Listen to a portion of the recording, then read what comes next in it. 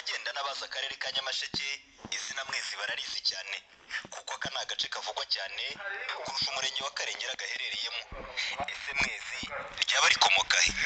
Yaba se ariko mwami Mwezi wa kane Gisabo watwaye Burundi mbere na nyuma gato y'igihumbi 900, cyangwa ni ku ijambo ry'igiswahili Mwezi rivuga ukwezi? Oya, ababitekerezaga nkanjye baribeshya kuko kusukuri. Reka muzehe Mugarura Elias wavukiye aho Mwezi akaba yujuje imyaka 77 akihatuye atwihera ukuri kw'inkomoko y'iri zina maze tureke gushidikanya. Ndinavutse muri 2014 inkomoko ya Mwezi ni umutware wari uvuye mu Burundi atembera abashefu babaga hano ku kibuga. Bari bande?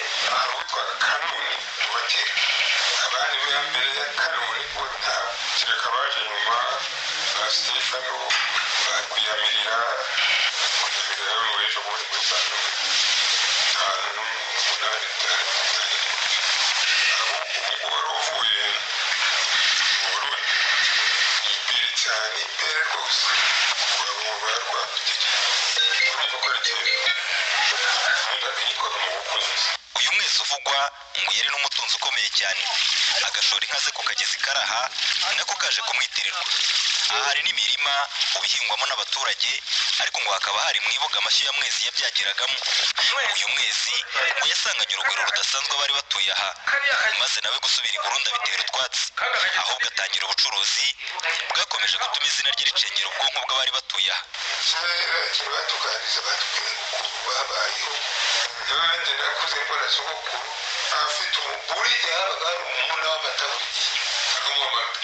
Yarabimaze n'igihe yarengeye nk'imyaka 100. Urwo rugwiro rwari ruhari kuko ndetse aho bukunzi izina bukunzi aho rituruka mu bukunzi n'abantu babonaga abantu bose bakabakira nk'ababo bahita mu bukunzi, kuko nagendaga ngenda henshi nanjye bakabatuanye ni mu bukunzi ngiye iwacu ngo bakira gukira bakiraga abantu neza, ubwo bakamfata neza kubera iryo zina rya bukunzi. Mu gihe cy'uyu Murundi witwaga Mwezi, amateka avuga ko yanyuze cyane abatware batwaraga iki gice cyitwaga Bukunzi nka Ndagano, Kigwira, Kanuni, Stefano na Rwiyamirira.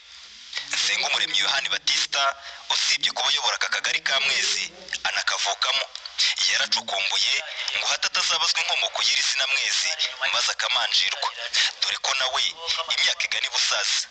Gusa nawe amakuru yakusanyije ntahabanya n'aya muzehe Mugarura, ahubwo arongera uburyohe ku kumara amatsiko yatuzinduye yo kumenya iri zina Mwezi. Abo twaganiriye rero amakuru bampaye bambwiye ko hari umuntu witwaga Mwezi wavuye i Burundi muri 1927. Nyuma yaho ageze ino yaza afite ubushyo bwinshi, atura ahantu hafi y'ikibuga cy'umupira bita Rwiyamirira hariya hano hepfo. Amaze kuhatura bamukatira aho azajya arashyira ubushyo bwe kugera ku kagezi bisiriye Mwezi, bakitiriye uwo mugabo. Ako kagezi kari hirya niho yashoreraga ubushyo bwe. Noneho ukubana neza n'abaturage bagiraga ibikorwa bakora bose yajyaga bagabira bakamwirahira bakavuga ngo ntibajye kwa Mwezi. Ikindi kintu bamuvuzeho ni uko ngo ariwe watangije ibintu by'ubucuruzi azana umunyu ndetse n'ikibiriti hano muri kano karere hano muri Mwezi. Abantu rero bose bavugaga ko Mwezi ari umuntu w'intwari. Ikindi bavugaho ni uko ngo yasengeraga abantu, biza kugererangira na Kiliziya ije ifata izina rya Mwezi. Kiliziya Gatolika yatangiye mu 1944. Aka kagari ka Mwezi ni kamwe muri 5 tugize uyu murenge wa Karengera. Gusa igitangaje n'abajya mu bindi bice by'uyu murenge bavuga ko bagiye Mwezi kuko yabaye ikimenya bose.